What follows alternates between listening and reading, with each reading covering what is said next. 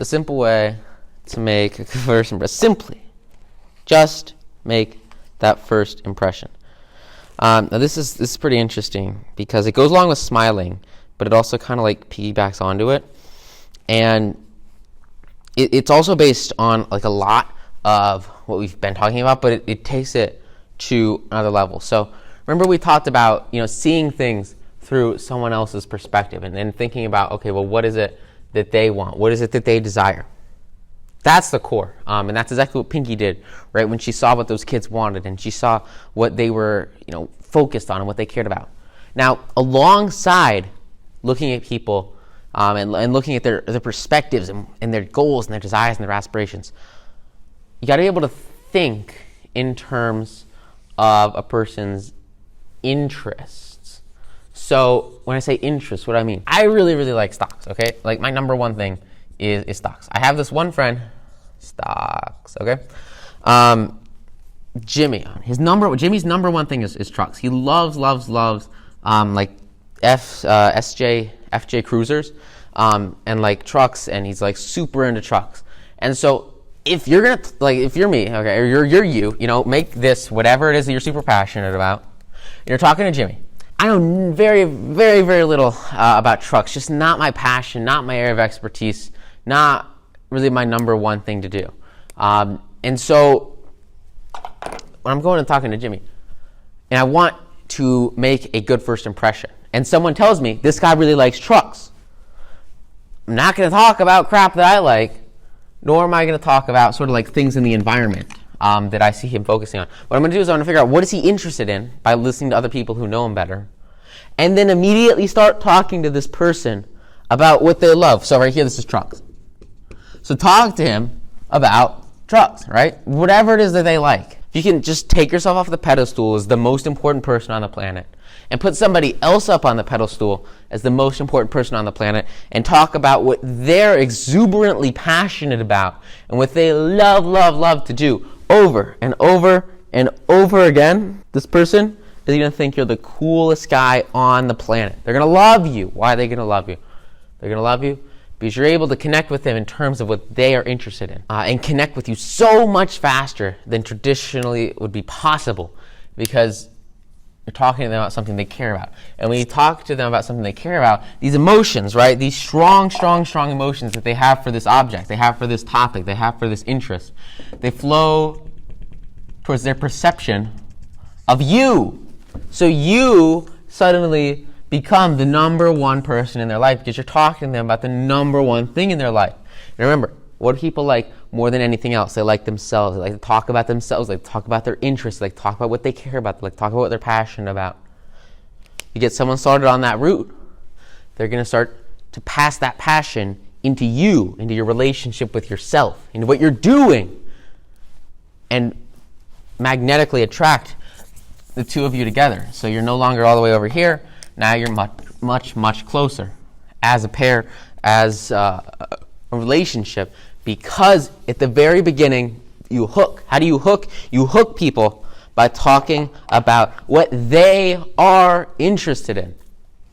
When people come up to me and they talk about stocks, like I am so interested. I am 100% all in. Like you're the coolest person ever. Oh my gosh, we got to hang out more. They come up and they talk to me about trucks. I couldn't care less.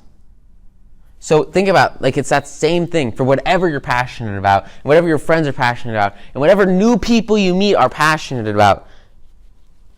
And if you can just talk to them about what they love to do, then you're going to just start to become friends so much faster and develop relationships so much quicker so that you can not only win friends, but you can influence them to do, whatever it is that you desire, ethically, right? And so we start to sort of see this in the last roundup. Applejack, she goes on a little journey, a little trip, a little mission. So we'll call this kind of like our map of the world. And like here's Ponyville, and here's Canterlot. It's kind of over there. So Applejack, she goes over here to this place, kind of in the middle of nowhere, past Appaloosa, past all that stuff. And she's going to compete in like this huge derby. There's this big event. And at this big event, they have, some judges, and the judges, they're going to give out, ribbons and prizes for the people that are like the best cowboys or cowgirls or whatever.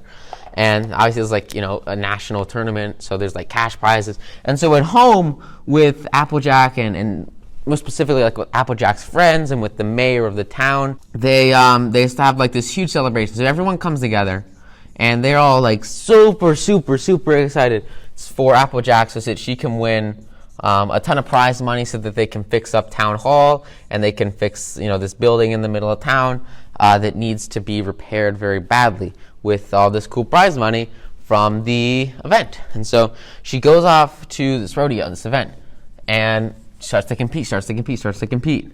And she comes back, she finishes. And what's interesting is, as the whole town's coming together to meet Applejack as she returns home from this event, Applejack is not there. She's gone. She is vanished. Why? Where'd she go? What happened? What happened? She stayed in this town. Why did she stay in this town? She stayed in this town because she was supposed to win like first place, blue ribbon, and she freaking lost, which sucks. It's terrible. She just doesn't have she's just so close. But she gets like second place in like 5 events. And third place, and some other ribbons. She gets a ton of ribbons, a ton of prizes, and she did like really, really, really well. But she was in first place, which is what she had her eye on. And this is what happens like so often. We set our goals way up here. Now, here's the cool thing. Like, you definitely, if you guys haven't read like the 10X Rule by Grant Cardone, like freaking insane book. The whole point of like a lot of it is this idea that like you want to 10x your goals, right? And so you go up and up and up and up and up and up and up and up. And you set your goals so high that they are insane. So for Applejack, like this is first place. Okay? She overcomes hundreds of other competitors to make it to the top of this leaderboard. And at the top of this leaderboard, she gets second place. She's so close, but she's right below her goal. Now, there's 2 ways you can look at this. You can look at this as a gap, or you can look at this as a gain. If you look at this as a gap, you see, oh my God, I missed my goal. I'm terrible. This is the worst ever. Not a great position to be in. Not a lot of positivity. Very, bad mental attitude. Versus looking at this as a gain. Wow, I just beat hundreds of other people. I must be the coolest person on the planet. What a great job I did. I'll get first place next time. Got to train harder, which is what has to happen. So she beats like all these people. And she sets her goals so high. And she gets so close. But she got second place, and she wasn't happy with that. And so, because she wasn't happy with that, she decides to stay here and work for this yellow pony with red hair called Cherry Jubilee. So she runs a cherry farm in this area, and she decides that she's going to work for Cherry Jubilee, and she's going to make all the money that she should have made winning the first place medal, and then come back to Ponyville and use all that money to fix whatever needs to get fixed, and everyone will think she's a big winner. So she stays here to do that. And the problem is it takes a chunk of time to work for somebody else and make a lot of money. And so her friends come after her because like she didn't come home after the competition, and they realize that she's here on this farm trying to work to get the money because she didn't win that competition. And what they show her is something that's so important, yet so many people overlook it. They don't focus on it. They don't understand it. They don't grasp it as one of the foundational concepts of any kind of competition, and more specifically like sporting events and avenues that you're working towards. And it's this idea that, it didn't really matter that Applejack didn't get first place. This is like her first rodeo. To the town, the money was just a side portion of them being able to support one of their friends, one of their colleagues, one of their townspeople. They were more concerned with her going out there and giving it her all and doing her best than the success, which it sucks because you really want to win, and she really wants to win. She really wants that first place spot, but it's going to take a little bit of time and practice and expertise to get there. And she should not be, she can't be ashamed when you come so close, but you get so much done in the process. Great example of this. Cross country, my PR 1 year was like 20 minutes and 1 second.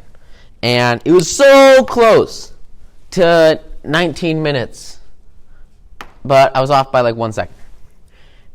Was I upset about that? No, you're not upset about that. That was a great PR for me. I started the season at like 25 minutes. Super happy about that. It was great. I loved it.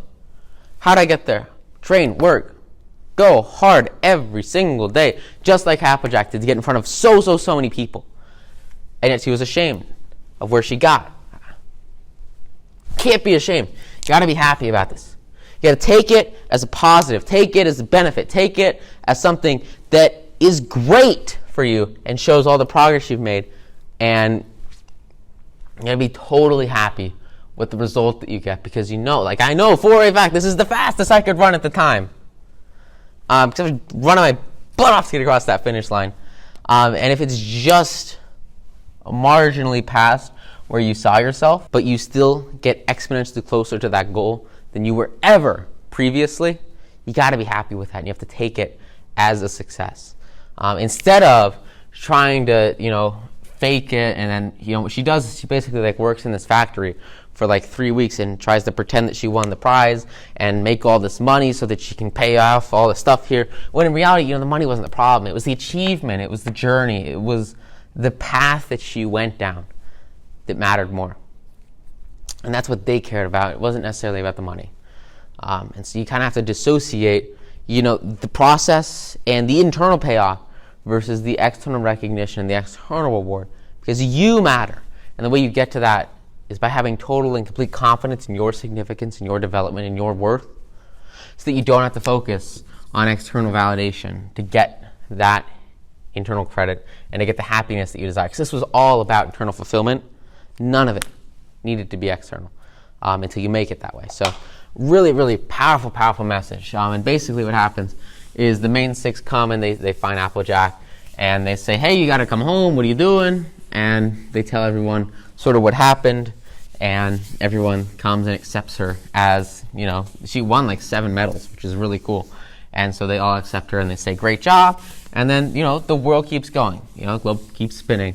It's not the end of the world. And she tries to keep going over and over the next time. And she also, she likes Cheer Jubilee, so they have fun together. And they start to grow and they start to succeed. And she, picks Cherry. So they have a connection there that kind of persists throughout. And you'll see it more later, which is cool. Very excited. So this episode is called Super Cider Squeezy, the Super Speedy Cider Squeezy 6000, which is like the coolest thing ever. And so basically the background behind this is like once a year they have what's called cider season. And so in cider season, the trees are all perfect and they start to make cider. And cider, it's basically like beer for like the ponies, right? But they call it cider. And so like everyone is super pumped when it's cider season because like this is, the best time ever, and everyone like is super addicted to cider, which is really funny. But the problem is, the apples, they're the only people that like actually make cider. And so because they're the only people that make cider, there's a pretty limited supply. There's just not enough for a lot of people. And so we're going to see this will kind of give us the intro into what actually happened.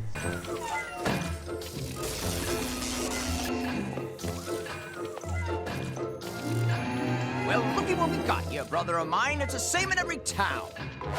Ponies with thirsty throats, dry tongues, and not a drop of cider to be found. Maybe they're not aware that there's really no need for this teary despair. And the key that they need to solve the sad cider shortage you and I will share. Well, you've got opportunity in this very community. He's Flam, we're the world-famous Flim Flam Brothers. Travel and sales, ponies, non-parade. Non-parade, and that's exactly the reason why, you see. The pony elves in this whole place will give you such a chance to be where you need to be. And that's a new world with tons of cider, fresh squeezed and ready for drinking. More cider than you could drink in all your days of thinking. I doubt that. So take this opportunity in this very community. He's Flim. He's Flam, we're the world-famous Flim Flam Brothers. Traveling sales ponies non-parade. I suppose by now you're wondering about our peculiar mode of transport. I say, a mode of locomotion. And I suppose by now you're wondering, where is this promised cider? Any horse can make a claim, and any pony can do the But same. my brother and I have something most unique and superb, unseen at any time in the world. And that's opportunity. First, the one and only, the biggest and the best. The unbelievable. Unimpeachable. Indispensable. I can't believable. Flim Flam Brothers Super Speedy Cider Squeezy 6000. What do you say, sister? Oh, we got opportunity in this very community.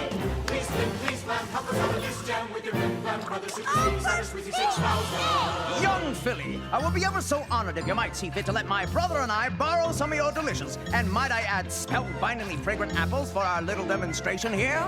Sure, I guess. Opportunity in our community. Ready, Flim? Ready, Flam, Let's bing, bang, zam. and show these thirsty ponies a world of delectable cider. Watch closely, my friends. The fun begins. Now here's where the magic happens. Right here in this heaving, roiling, cider press, boiling guts of the very machine. Those apples plucked fresh are right now, as we speak, being turned into grade A, top-notch, five-star, blow your horses off one-of-a-kind cider. Feel free to take a sneak peek. Now wait, you fellers, hold it! You went and oversold it! I guarantee that what you have there won't compare. For the very most important ingredient is the added or done expedient, and it's quality brand of Lakers, quality and care. Well, Granny, I'm glad you brought that up, my dear. I say I'm glad you brought that up. You see that we are very picky when it comes to cider, if you'll kindly try a cup. Yes, sir, yes, ma'am, this great machine lets just the very best. So what do you say then, apples? Get a step into the modern world and put the Super Speedy Cider Squeezy 6000 to the test. What do you think, folks? Do you see what the apples can't? I see it clear as day. I know she does. So does he. Come on, Ponyville, you know what I'm talking about. We're saying you've got opportunity in this very community. He's Flim, he's Flam, with the world famous Flim Flam Brothers. Traveling sales ponies non-parade.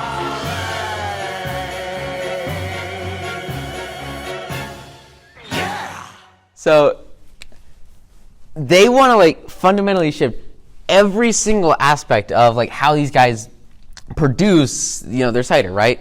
And what's really interesting is you have like the old way, right, which is by family tradition, and they just they have all the trees, all the apples on them, and they just knock them down and squeeze them and put them through the process the slow way, right? And what they're basically trying to do is like industrialize it, right? So they're taking a machinery and like making it faster, making it happen, because there's like a huge demand for this. Like everybody wants this product, but the problem is it's just not enough supply with the traditional means of production.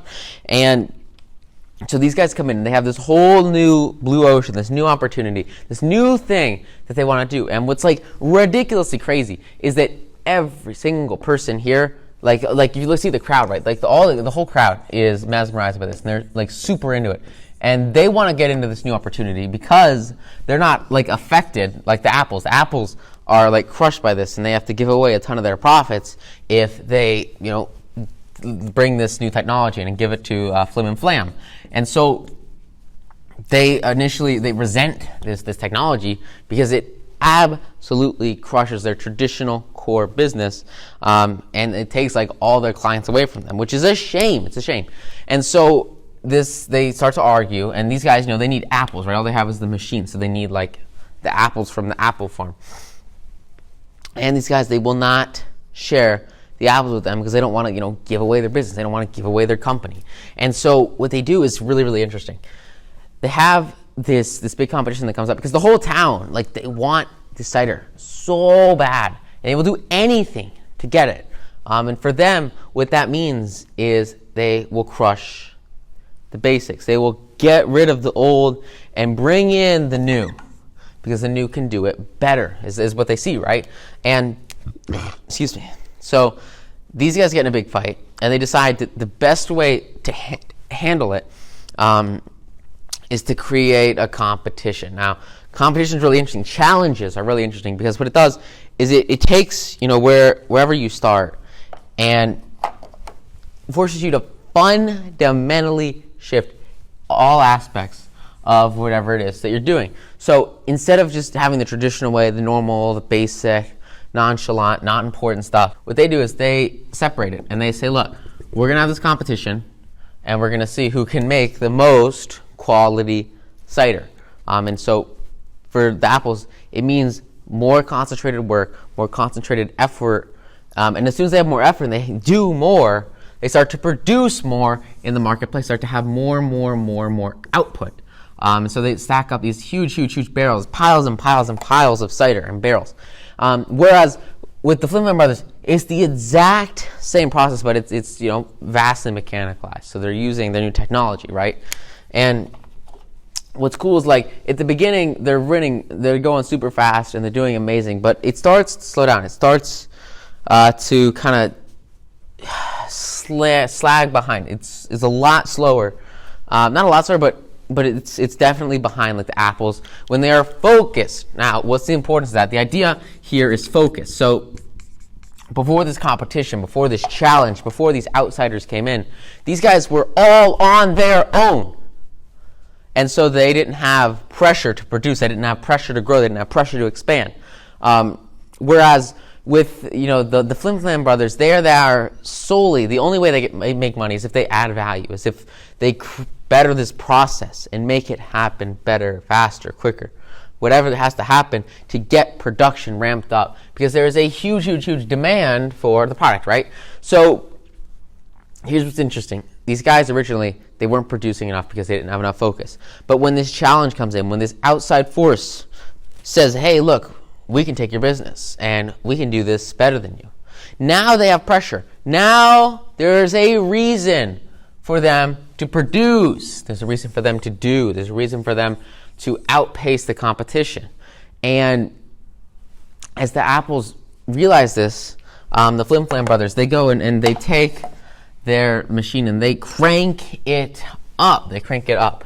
And they start to produce a whole... So you saw, it can filter like the good apples from, I guess the bad apples. And they realize that if they want to win this competition, if they want to win this fight, they want to win this war, they've kind of got to pump it up like super hard, higher than they could ever do before. And so to do that, they sacrifice quality for quantity.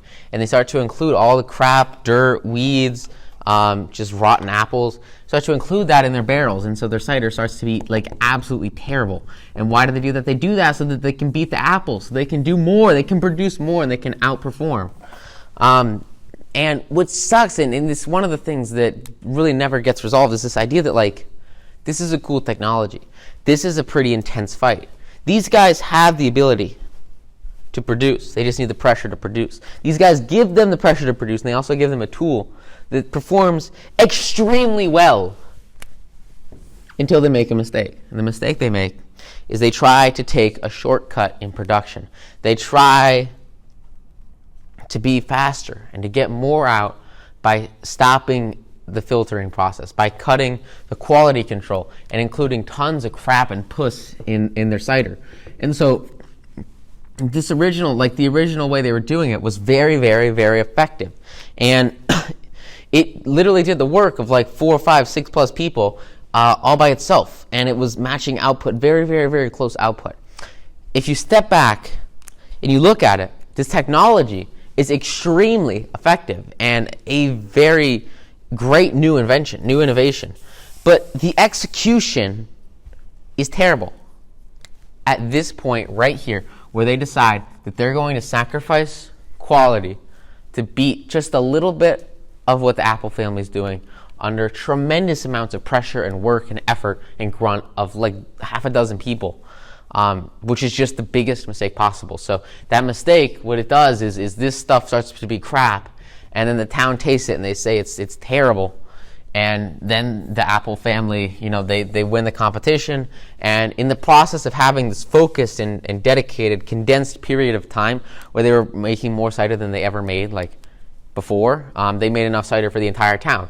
Now, another cool concept from this, if you just come over here, these guys, they could make all the barrels of cider that they want. And they have all the time in the world.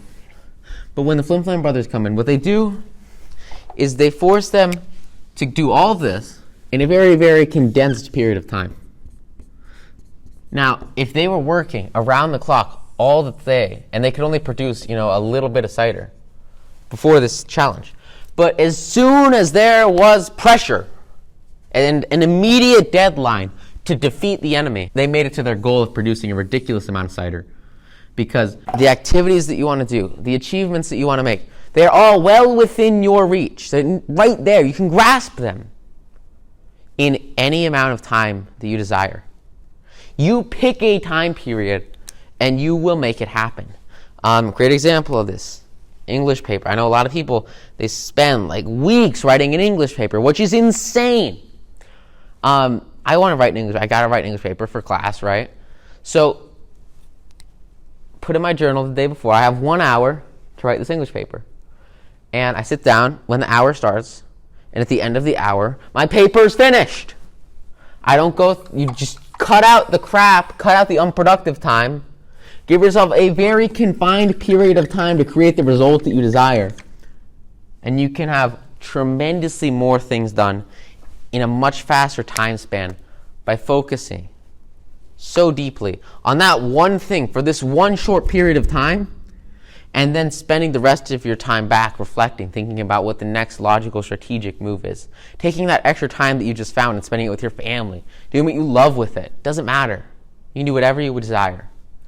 But you can produce so much more and have such a greater impact on the marketplace and economic output by simply compressing the amount of time that you have to do things and minimizing that, and giving yourself a very, very tight deadline to get more done, so that in reality you can turn into a machine. These guys basically turn into a machine, and they outperform this insanely complicated mechanical thing, which would have been a tremendous addition to society if these guys just didn't mess it up right here. I mean, if they just stuck with their guts and let it produce the quality cider, they might not have won the contest, but I mean, they really had a great invention on their hands. But they ruined the public image of it because they tried to take a shortcut to success at the end, and they tried to win the competition, right?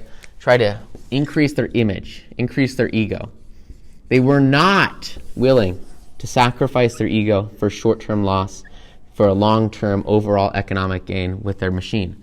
Instead, they tried to go for immediate ego, immediate image, and because of that, they had a terrible long-term cash flow gain. It just crushed their invention, and they didn't make any money from it. Whereas if they took a short-term loss, they would have had a lot of long-term profits if their machine was able to continue producing quality cider without actually using people. So that's really what you want to look at here, is this short-term versus long-term game of what you really are doing and how those goals are going to play out over time. Awesome. All right, read it and weep. Oh, this one's so fun. Okay, cool. So Rainbow Dash, she is in some flying, and she's basically always flying, which is cool. And she kind of has this accident, this problem. The problem is she fell and broke her wing. So she's in the hospital, and in the hospital, she has her hospital bed, and she's laying on her bed because she's broke her wing, which sucks. And one thing that she starts out this episode with, and that she's super passionate about, is this idea that she's this cool, athletic, jockey little pony, right? And so what she does is all based around being this cool, athletic jock. And so that's what she's super passionate about. She loves to fly. She's super ripped. I mean, that's the point, right? And that's what she loves to do. And so when she sees Twilight reading, which she'll do, and she does at the beginning of the episode, she walks in. Here, why don't we draw Twilight's house over here? So she goes into Twilight's tree house thing, and she comes inside. She sees her, sitting there reading a book, and she calls her an egghead, right? She's oh my gosh, you're a big egghead because you're reading people that read their eggheads, right? And she has this stereotype, this image in her mind this preconceived notion that people who read and people that consume literature are just like eggheads, you know, they're weird. And she doesn't want to be an egghead. And this is such like a weird thing, because like I used to have the same mentality before I read books, and then like books changed my life, which is like insane. But like she doesn't like reading. For some reason or another, the world around her, the people she grew up with, just her environment was not prone to reading, and so she doesn't like to read whatsoever. Which kind of sucks, because like reading opens the gateways to so much education. It's just absolutely freaking insane. And so Twilight sees her in the hospital, and she's like, "Oh, I'm sorry you're in the hospital. How long are you in the hospital?" She's like, 3 days she has to be in the hospital because she really messed up her wing. And so in the hospital, what happens is pretty interesting. Twilight comes, she gives her a copy of this book, and it's called Daring Do. And this one is Daring Do in the Sapphire Stone. And basically what they did, with the people, the designers, the show writers, whatever, they kind of like took Rainbow Dash, and then they sort of like got rid of the colors, and you can kind of see like in the picture, it's just like a yellowish, grayish version of Rainbow Dash. And then they just made like a whole other character. So that's like a whole new character. And her book are these stories about her going and like basically being Indiana Jones and going through like these crazy, crazy cool adventures and an epic like cool, you know, worlds, swinging through the trees, going up into like a big temple and fighting, you know, giant villains and monsters. Like super cool stories about her just going and being this huge adventurer and going through these dangerous caverns and canyons to make it to the top of this empire's building, so that she can get like, you know, the jewel or a crown or something, and save it from the evil people that are in the story, right? And so that's kind of like the basis of what this book is. And so Twilight hands her this book, and Rainbow Dash, like, she's this huge adventure geek. Like, she loves adventure. She loves going hard. And that's exactly what Daring Do does, right? Like, Daring Do is like, it's like a mirror version of Rainbow Dash, which is super interesting. So then Twilight, you know, she goes home, and she's like, all right, cool, enjoy your book, see ya. And because she found this book, but she was just walking through the library. She was walking through the library, and there was like this bookshelf, and on this bookshelf, she got a copy of this book, and she said, wow, you know, you would like this, so I'm going to give this to you. So it was just like a kind gesture by a friend to do something nice for her. And so she's got nothing to do. She's just sitting there, and just like totally bored in the hospital. And so because of that, she picks up the book, starts to read it, and she's like super into it, right? Like, it's this cool adventure, cool story, and then they kind of like show like how everything was going down, and there was like this evil jungle scene, and everyone was going crazy. You can kind of see like she's, you know, flying away from a crocodile in lava. I mean, I don't know how often you see a crocodile in lava. That's pretty cool. So she's like super drawn into this story, and she's got like this conflicting thought pattern in her mind. So like originally, she got where she was like, she doesn't like books, you know, and she grew up thinking that books are bad and, you know, books for eggheads. But now she's got like this cool story, right? And she's like, wow, this is like a cool thing. And like, I really like, you know, this Daring Do book. And so she like really has to, and this is something that's tough to do, right? Is overcoming this mental barrier, this false belief, like this right here, like this is a false belief that like reading is dumb. She has to overcome that false belief to get into this new world where she's like, oh, okay, reading's okay, reading is cool, you know, this is like fiction, so it's, or I guess it's sort of fiction, you'll see it later, but it's like super, super important to her. She overcomes this belief so that she can start to read, she can enjoy herself, because she enjoys this, right? And so her happiness comes from her ability to get over this false belief. Now, step back for a second, take a minute, look at this, and think, like, how many other things in your life do you have these preconceived notions that might be completely wrong? Like, for me, when I was starting, like, everyone around me, they were telling me, you know, on one side of the gate, you know, you can't beat the market. Can't beat, the standard returns of the S&P 500, index funds. There's no way you can do it. It's not possible. And then when I found out about technical analysis and active money management and just crushing it in financial markets, all of a sudden I had this epiphany when I made a ton of money. I jumped over this false belief and came into a world of ridiculous profits. It's the coolest thing ever. Changed my life and the lives of so many students, and it's just awesome. I love it. That came from getting over this false belief, because this false belief for a lot of people holds them back. A lot of people don't start reading because they have this same false belief. They think, reading's for losers, so they don't read. Because they get forced to read in school, and then it doesn't look too good when they try to do it themselves. It doesn't look too good when they try to do it themselves later in life, and they just aren't able to do it on their own because they're trapped on this left. They're trapped right here. She's trapped right here in this false belief. But luckily, she overcomes the false belief. She has the epiphany. Wow, reading is awesome. I want to finish this book. And so she devours this book. Really, goes hard. But like I said, she's only in the hospital for 3 days. And since she's basically never read before, she's kind of a slower than average reader. And so because she's a slower than average reader, it takes her, a while to get through the book. And so at the end of the 3rd day, they let her out of the hospital. And she's freaking out because she was on the last chapter of Daring Do, last chapter of the book. And so she gets forced to go, to her home. She lives in a cloud house. And she's freaking out because she's no, I want to finish my book. And so what's she do? Well, what she does is she breaks into the hospital to find this book on the bookshelf. And as she breaks into the hospital, everybody hears her. Hound dogs get up, and everyone, there's 6 people chasing her as she runs over to Twilight's house with this book in hand, just as he can finish this book. This is the wrong way to approach things. This is the shortcut. You don't steal. It's bad. And basically a whole watch party comes and everyone's following her. And Twilight wakes up the whole town. It's midnight. She's got black suit on. And Twilight comes out and then, she says, why? What's going on? She says that everything, she comes to, a dead end. She has to admit to Twilight. She says, Twilight, I am an egghead. I like reading. I like this book. And she's freaking out. She's oh, no way. Yeah, I knew you would. And she feels so bad about it. She feels so guilty about it because in her mind, she previously thought it was a bad place to be, a bad state to be in, and it would make her bad.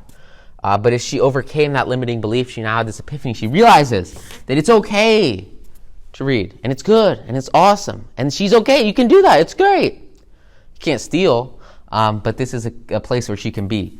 And the only way that she gets there, the only way she has that realization is by trying it, and she tries it, and she just freaking loves it. So it changes her life and changes for the rest of the series. She's just a huge fan.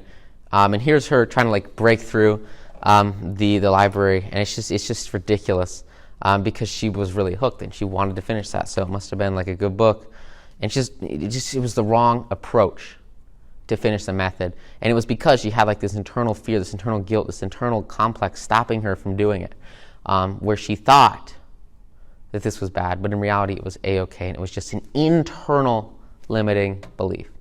So think about where else do you have that in your life, and where could you overcome it if you just gave it a chance?